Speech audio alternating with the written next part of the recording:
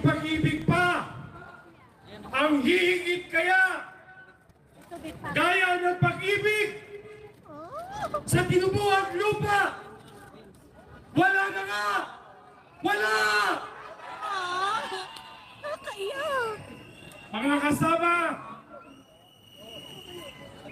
hindi biro ang kalagayan ng sambayanang Pilipino. Hindi nakakatawa kahit isang segundo ang ginagawa ng mga taksil ng mga Pilipino na nando sa palasyo sapagkat tayo ay pinagkanulo sa mga higanteng puwersa na nais kumontrol hindi lamang sa ekonomiya ng bansa kung hindi sa buong mundo. Ito po ang imperialistang Estados Unidos. Sa Pilipinas, pinapasok po ang siyam na deklaradong EDCA sites. Subalit, ang sinabi ng kanyang kapatid, 25 itinago ang 16 na base militar ng mga Amerikano. Ano ang ibig sabihin nito? Ang tawag po dyan ay imperialistang proxy war na tayong mga Pilipino ang gustong ipambala kanyon laban sa mga kapitbahay na mga bansa. Ang malungkot nito, ang kinabukasan natin at ng ating mga apo ay isinanglana hindi lamang ang ating kaluluwa, kung hindi pati ang kinabukasan ng buong sanlibutan. Dahil kapag pumutok ang gerang ito, hindi po ito katulad ng gera ng Second World War. Ang gera nito ay tinatawag na pandaigdigang digmaang nuklear. Ano po ang ibig sabihin? Ito po ay ang Dongfeng 5B. Ito po ay sandatang nuklear ng bansang China. Ang pwersa po nito ay 5 megaton. Ang ibig sabihin po nun, 10 kilometro hanggang 5,000 ang kayang maabot kung ito ay itututok sa base militar na tinatawag na EDCA sites. Isinubo tayo ng gobyernong ito nang hindi tayo kinukonsulta. Nick E., hindi atin yan. Nakikinig ka ba? Ang gera, gusto ba natin ang mga EDCA sites nito? Kanina, maraming sektor na nagsalita. Mahal ang bigas! Mahal ang tubig! Mahal ang kuryente! Pero mas mahal ang paparating na digmaan kapag napikon ang mga bansa na inapilit na inaaway sa ilalim ng imperialistang proxy war.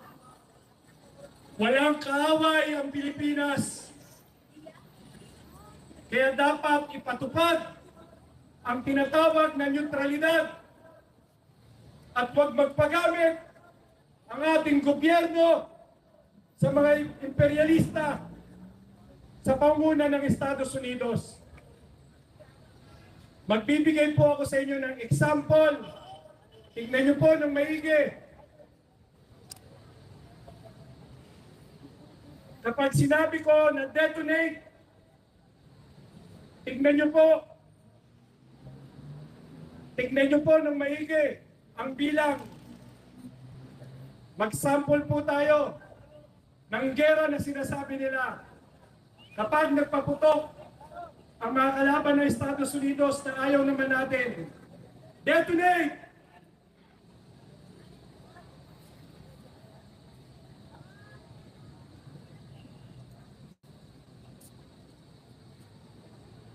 Yan po ang estimated casualty. Dito po sa Lalo Airport, Cagayan. Yan po ang estimated na mamatay. 47,310. Ang mga masusugatan ay 132,780. Estimate pa lamang po yan sa isang base militar ng EDCA. Kahit ikaw ay supporter ng mga Marcos, ng Robredo, Duterte, hindi kayo makakaiwas. Hindi tayo makakaiwas sa kapahamakan na dala ng EDCA na ito. EDCA site number 2, detonate!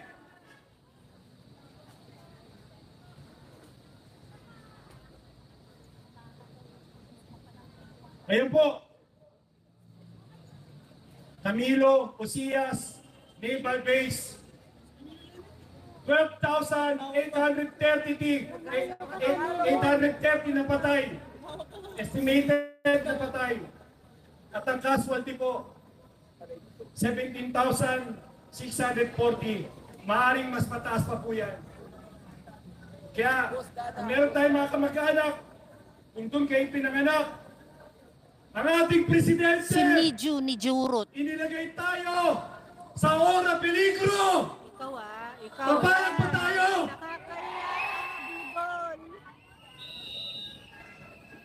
EDCA site number 3, detonate! Camp Melchor de la Cruz, Camu, Isabela, 132 deaths, estimated deaths. Mga nasugatan, maring nabulag, napaso ang balat, hindi nakahinga ng maayos dahil sa radiation, 371. Walang gamot, walang transportasyon, walang ospital. Paano ang mga nasugatan?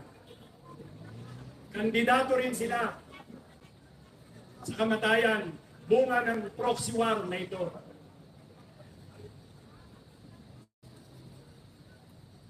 EDCA site number 4, detonate! Ayan po.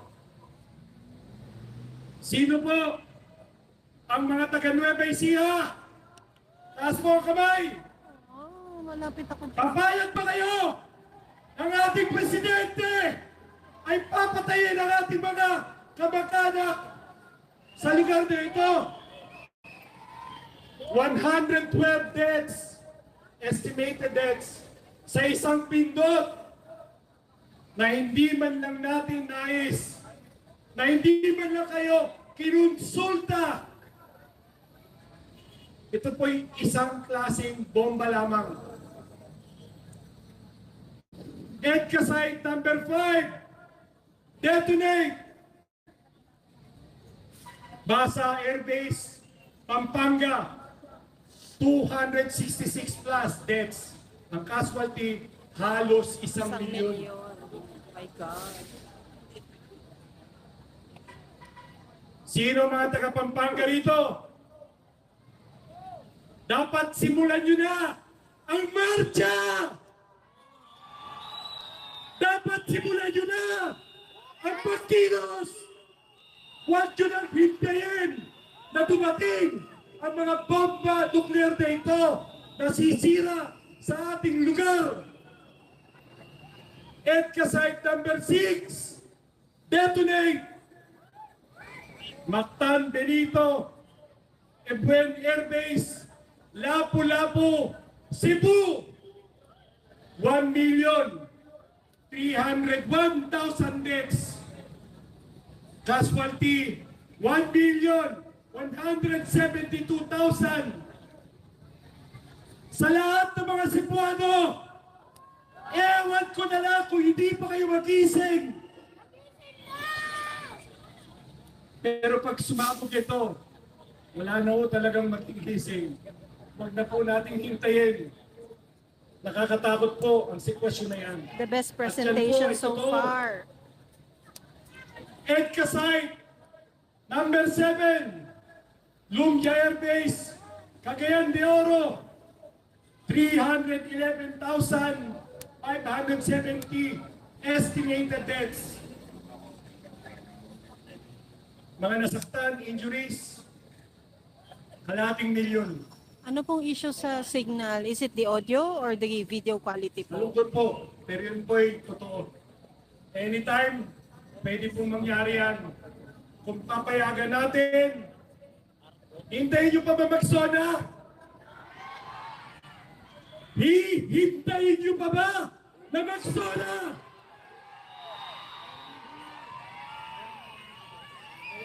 EDCA site, number 8, Antonio Bautista Air Base, Puerto Princesa.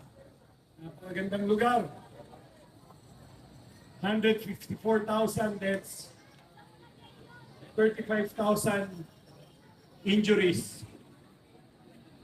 At yung nasa dulo, Si Maha Nabas- Codilla nalalabuan. ng Ma'am, check EDCA. mo wifi mo. dahil sa proxy war, Balabac Island, EDCA, number 9, detonate!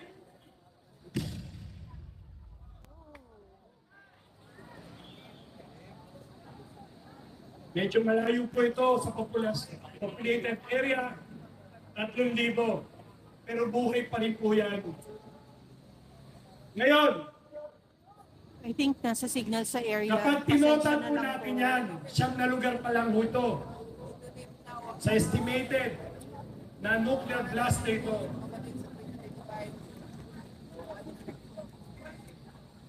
Ito po, mahina ang 2 milyon na agad na mga kababayan nating mawawala. At halos 4 na milyon ang mga sugatan. Walang ospital, walang kalsada, walang tubig na maiinom, walang gamot. Paano ang mga maliligtas na ito?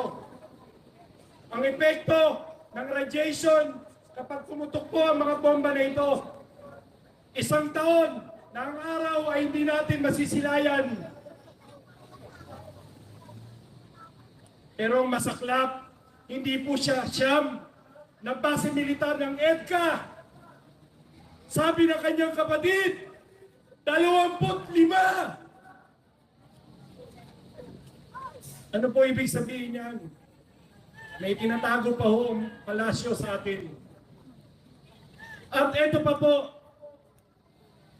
sa darating na July 30, ilagay niyo na po sa inyong kalendaryo, bagong kataksilan sa ating mga Pilipino, makikipagkasundo muli ang gobyerno ito at sa gobyerno ng Estados Unidos sa bagong kontrata na ang tawag ay 2+2 Military Intelligence Agreement na gagawin doon sa Taguig BGC Shangri-La Hotel. Darating ang dating hepe ng Central Intelligence Agency at ang hepe ng Department of National Defense ng Amerika. Nandun ang Department Secretary ng Foreign Affairs sa Pilipinas, Secretary Manalo, at si Kibo. Kiba ang Pilipinas sa Military Intelligence Agreement. Ano ang reaksyon ng China? Ano ang reaksyon ng Russia? Pilipinas Ang tigas ng ulo nyo. Hindi naman po tayo yun eh. Sila lang po yun. Konti lang sila.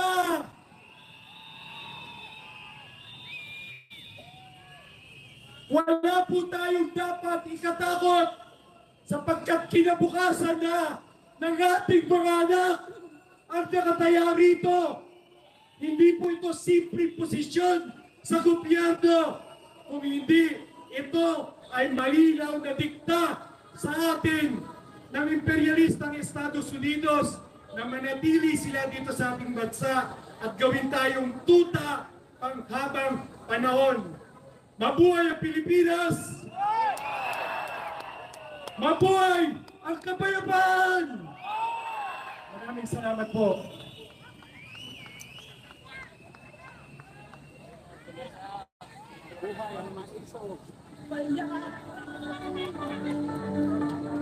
Galing.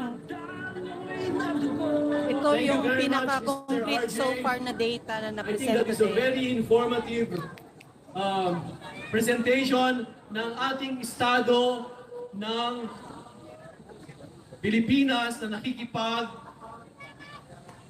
sipping, Tagalog, sipping sa Amerika. Apid.